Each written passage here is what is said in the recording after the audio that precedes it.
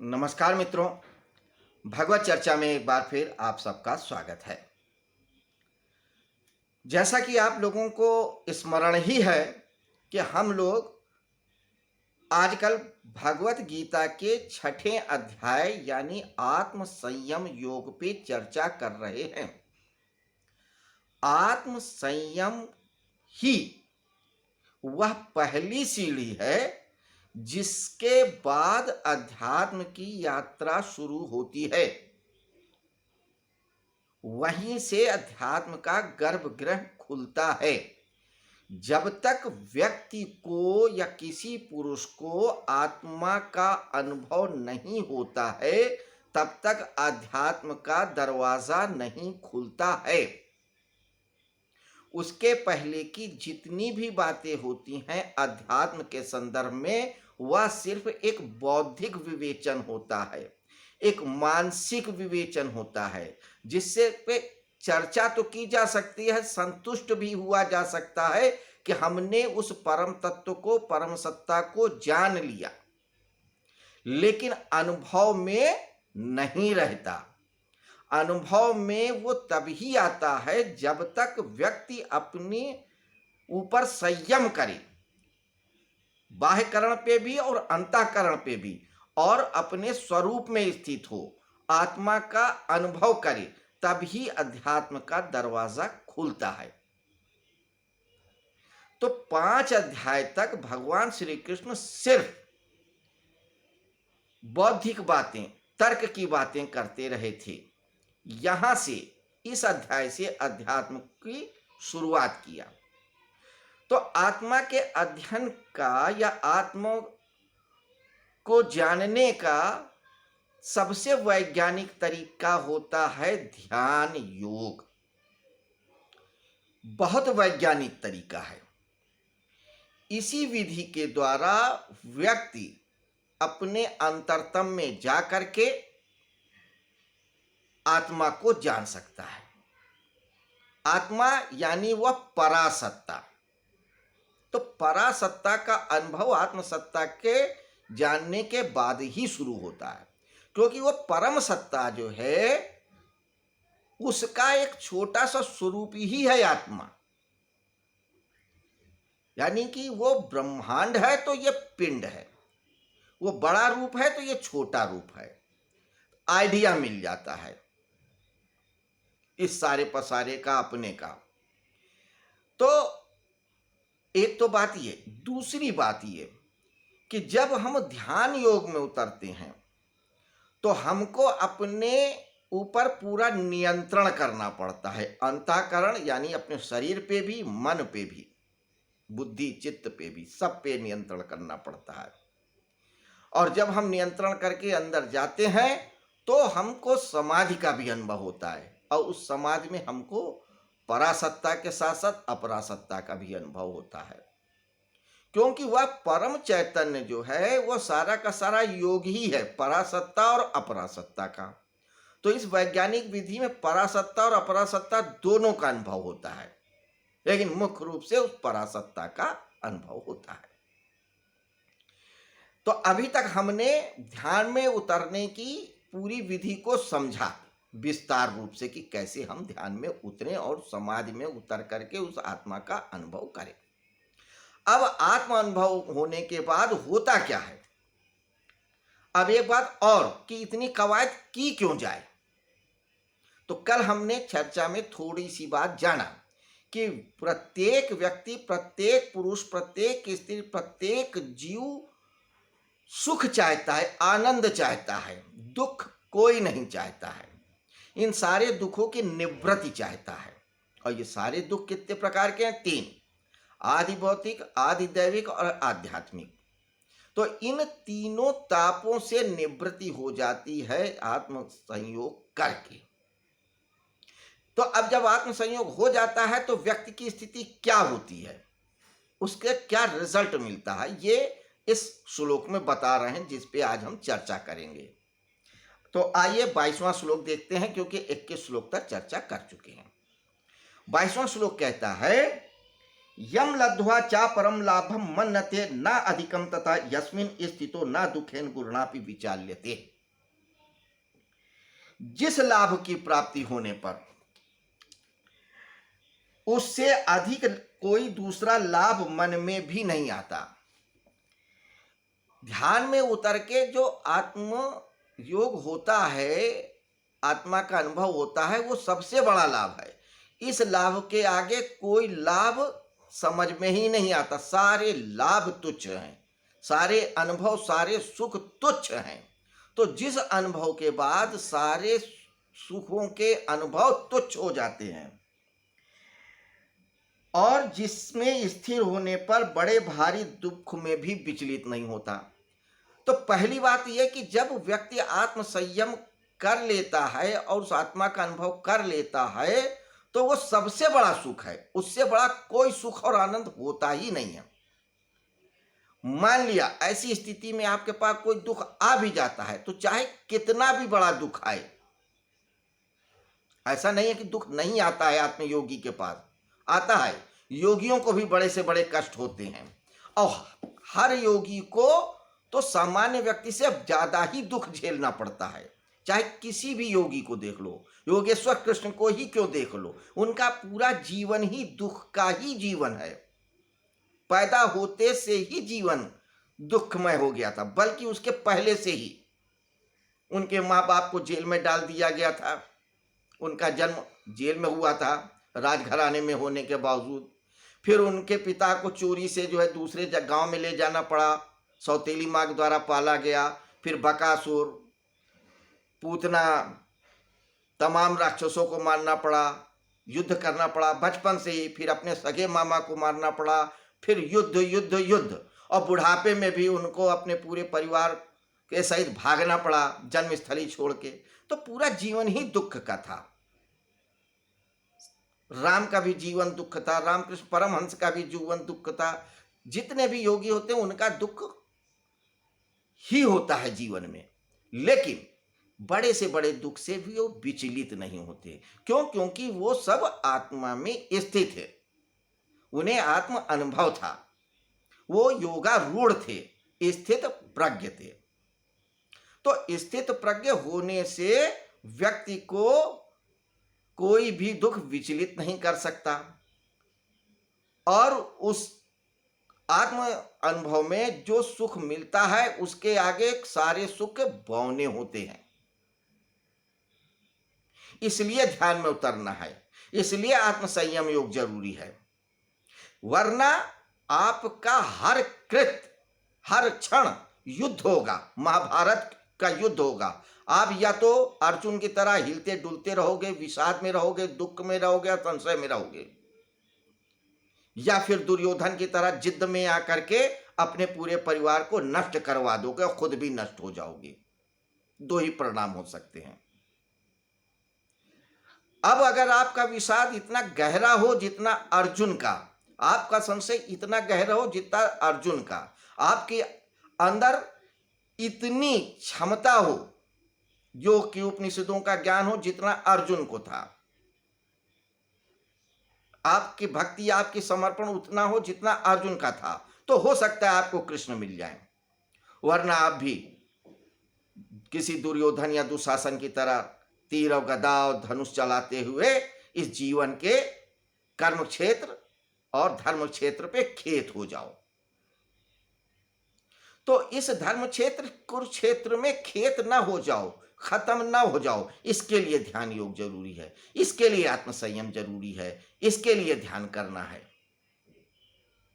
और जब आप ध्यान में उतर जाओगे तो सारे दुखों से निवृत्त हो जाओगे। कोई भी दुख हो, दैहिक, दैविक, भय, आध्यात्मिक, कोई भी, इसलिए जरूरी है।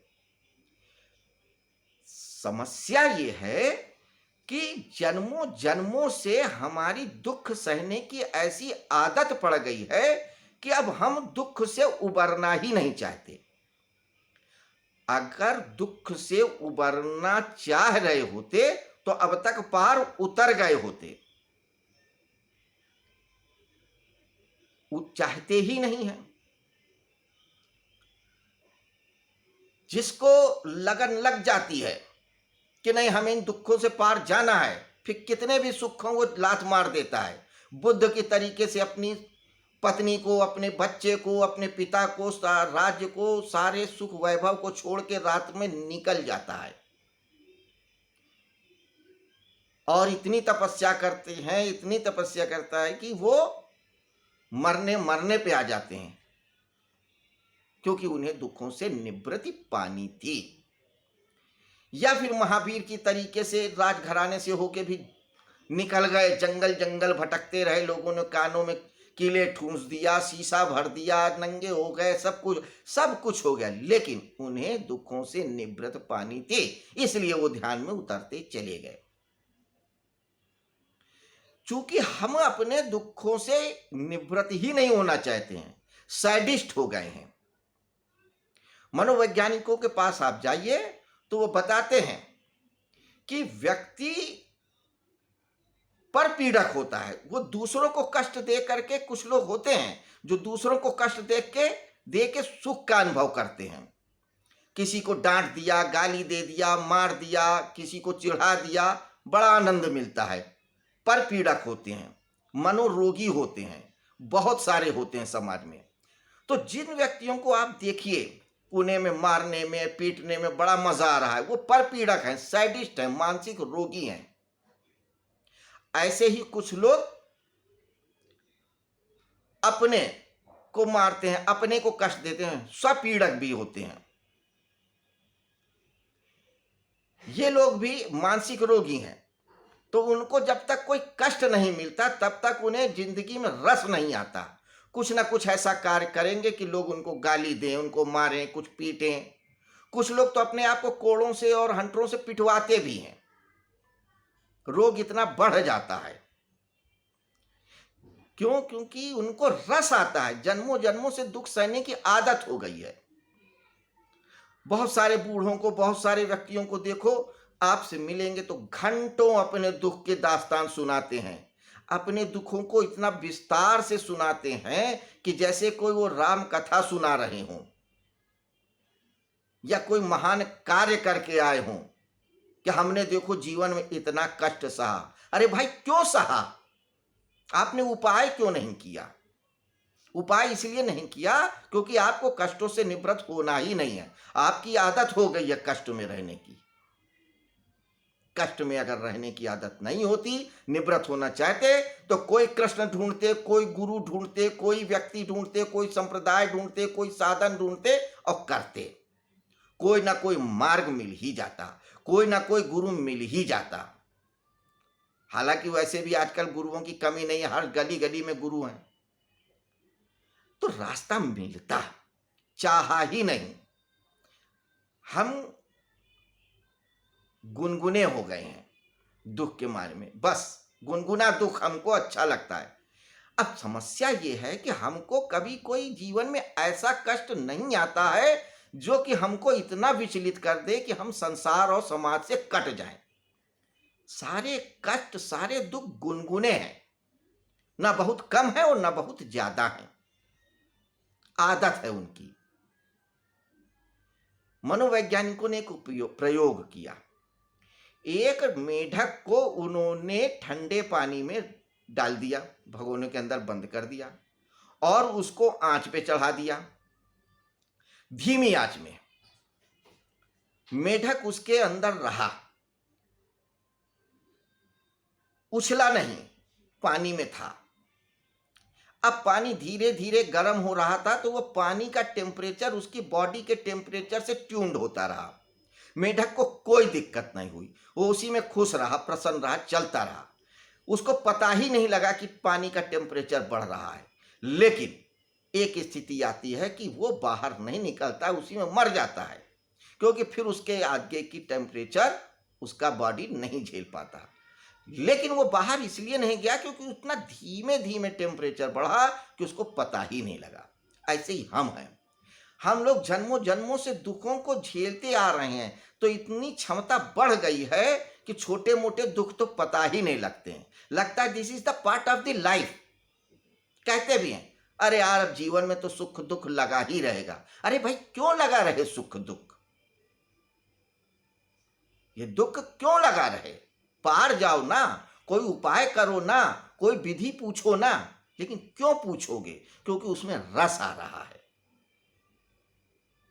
हमने अपने उस घाव को अपनी एसेट मान लिया है। बहुत बार पुराने रोग से रोगी एडजस्ट हो जाता है, मजा आता है, इसलिए हम लोग उपाय नहीं ढूंढते हैं। मगर एक बार जब आनंद मिल जाए ध्यान का, समाधि का, आत्मयोग का, फिर आपको समझ में आएगा, अरे मैं कितनी बड़ी भूल में था, मैं कितनी बेवकूफी में था, अब तक क्यों नहीं किया, इतने जन्म क्यों व्यर्थ किया, इस जीवन को भी इतने साल क्यों निकाल दिए। लेकिन ये तब समझ में आएगा जब आपको आत्मा का अनुभव होगा। होता क्या है, अध्यात्म का अनुभव हमारा बौद्धिक होता है, मानसिक होता है, उससे कुछ हमारे जीवन में परिवर्तन नहीं होने वाला होता है। हमारे लिए दो कौड़ी की चीज होती है। तो जितना प्रवचन आप सुनते हो, जितनी किताबें पढ़ते हो, इसका कोई मूल्य नहीं है जब तक आप कोई विधि ना करो। चाहे निष्काम कर्म योग करो, चाहे भक्ति योग करो, चाहे ज्ञान योग पे जाओ, चाहे ध्यान योग में जाओ, कुछ भी करो, पूरा करो। भक्ति, उस भक्ति को मैं नहीं कहता कि आप चले जा रहे हैं परिवार सहित, जो वैष्णव देवी के चले जा रहे हैं या हरिद्वार चले जा रहे हैं कांवर उठा के, ठीक है, वो भी ठीक है अपनी जगह, मैं बुराई नहीं करता, लेकिन उससे कुछ हल नहीं होना है। क्योंकि वो आप पिकनिक के तरीके से ले रहे हैं, एक मनोरंजन के तरीके से ले रहे हैं,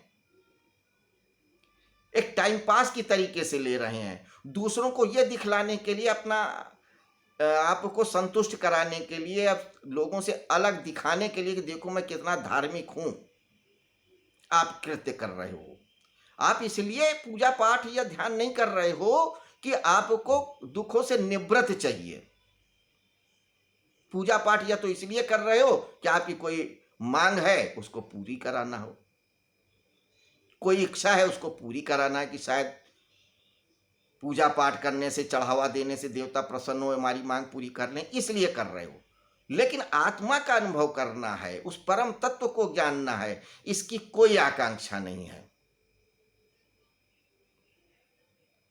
वरना हम दुखों से निवृत्त पा ही गए होते हैं। तो मित्रों, भागवत चर्चा जरूरी है, भक्ति भी जरूरी है, अध्ययन भी जरूरी है, सब जरूरी है। लेकिन अगर आपके अंदर यह आकांक्षा नहीं है कि हमें आत्मा का अनुभव करना है, तो सब कुछ सिर्फ टाइम पास है, टाइम पास मूंगफली है। करते रहिए, करते रहिए, जन्मों करते रहिए, कोई हल नहीं आने वाला, कोई रिजल्ट नहीं आने वाला। रिजल्ट तभी आएगा जब आप स्व में स्थित होंगे, आपने अपनी अंतःकरण और बहिःकरण को स्थिर रखेंगे, प्राणायाम करेंगे, कोई मंत्र जाप करेंगे, कोई गुरु के पांव पकड़ेंगे, श्रद्धा से पूछेंगे, वर्षों वर्षों अभ्यास करेंगे, तब कहीं आत्म संयम होगा और वह परम तत्व से साक्षात होगा। है तो मित्रों, ये रही आज की चर्चा। अब कल 23वें श्लोक में क्या भगवान श्री कृष्ण बोलते हैं, क्या बताते हैं, ये हम कल देखेंगे। तब तक आप लोग सुखी रहें, प्रसन्न रहें, स्वस्थ रहें। कोरोना काल में जितना जरूरी हो उतना ही घर से बाहर जाएं। शुभ रात्रि, नमस्कार।